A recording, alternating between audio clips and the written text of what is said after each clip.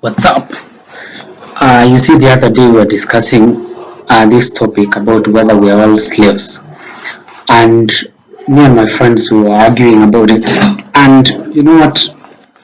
In the end, we had to conclude that we are all slaves of the economy, regardless of whether we like it or not. I mean, the economy forces us to do things that we might not want to do. For example, some of us might not want to go to work at all. But then you don't have an option because you have to go to work. If you don't go to work, then what will happen? You're going to sleep, become homeless, sleep hungry. Then you don't have money to pay your bills, purchase clothes. You won't have money to go for shopping. Then you'll sleep hungry, And this is completely true. You see, the moment you are just born, there are two things that are very clear. One is that you immediately have to find a way to survive, And of course, initially you find that your parents are the ones that raise you, right? Or your guardians, right?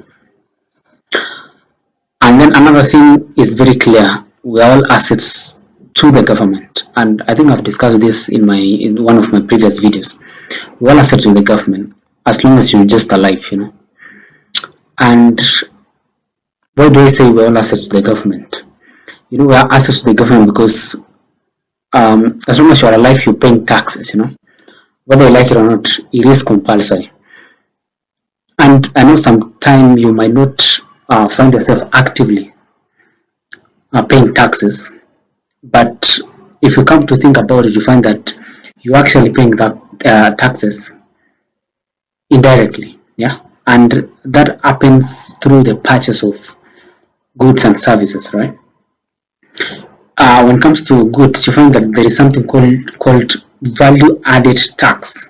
It's literally an additional in the price of goods. So let's say, for example, initially the price of 1 kg of sugar was supposed to be 1,000, for example, yeah, and then you find that after addition of the VAT, it could be something like 1,100, right?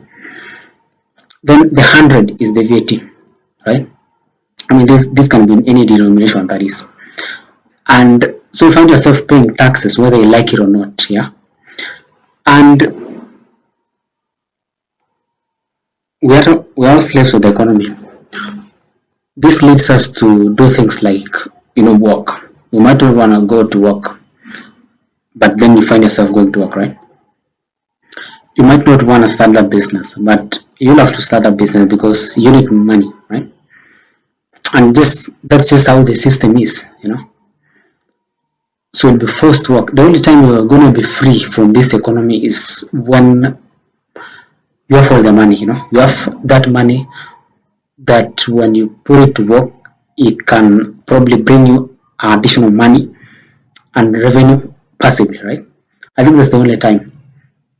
And this brings me to an statistics, Let's say, for example, you've got 1 billion Kenya shillings and you invest in an investment which returns about 10% on average, right?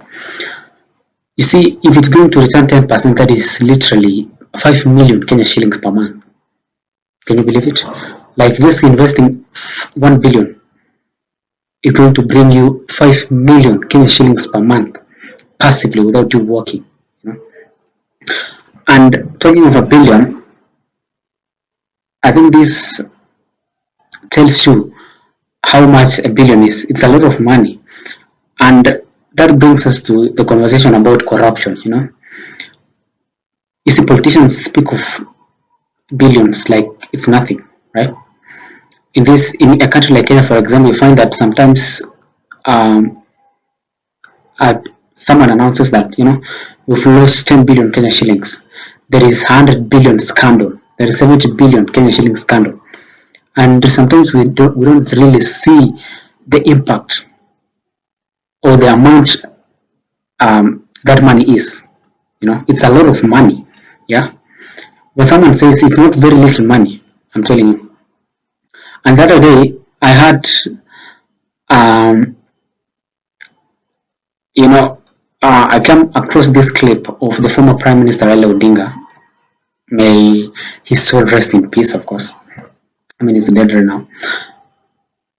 And he was talking of how he's not worth, and the reason why he says he's not worth is because he's only worth 2 billion shillings only, right?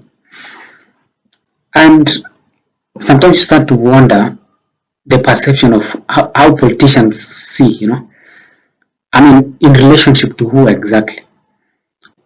He was not considering himself as rich, but we have to ask in relation to who, because I feel like it's subjective, it is subjective, because as if one person has 2 billion shillings, another person is sleeping homeless in the streets, right? Another person cannot afford a meal, yeah, worth 50 shillings, right? So you can't say 2 billion is not rich. I think unless you relate to someone else who is probably a trillionaire, that's when you can say you're not that rich, And now that he's passed, this person has passed on, I think that explains to you the importance of probably using your influence and your power well when you're still alive, I'm not saying he was not doing that. I'm just saying that it is important to probably use your power well, because we're all going to die in the end, right? That's one thing that is guaranteed when you're born. You're guaranteed that you're gonna die. Definitely, everyone is gonna do it, But now, what makes the difference, and what is going to form the legacy of any particular person, is probably how well you treated other people, probably how you helped others succeed, right? If you are a person of influence like Raila Odinga, how many lives did you change? Nobody's going to talk about the amount of money that you left behind. Nobody's going to say, oh my God, this guy was able to leave 2 billion Kenya shillings. How can you imagine how this person is so great that he was able to leave 2 billion Kenya shillings? Nobody's going to talk about that. People are talking about the legacy. For example, in Raila's case, people are talking about his fight for democracy, um, the struggle that he went through to make sure that this country had reforms in terms of the constitution and stuff like that. That's what people talk about. And basically, it is what it is, That is just how it is. And you find that this economy has sort of enslaved us. I think this, if you're an African, I think you understand something called black tax, right? You find that at some point, your parents might be expecting you to support them, right?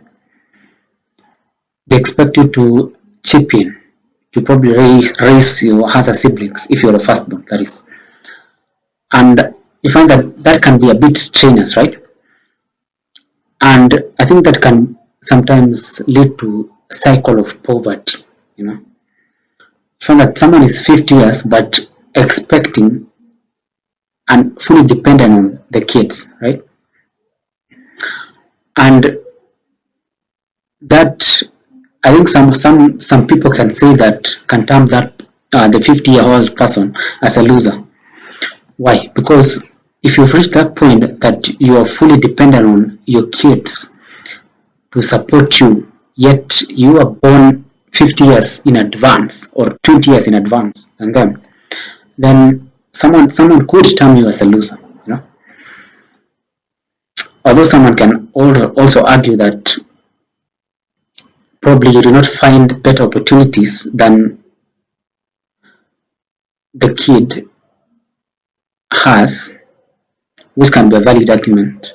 But I do strongly think that probably we need to run away from this mentality, What do you think? Leave your thoughts in the comment section. And do you think we are all slaves of the economy? Of course, leave your thoughts in the comment section. And if you like the video, leave a like and subscribe to the channel. And of course, see you in the next one. Bye. Adios.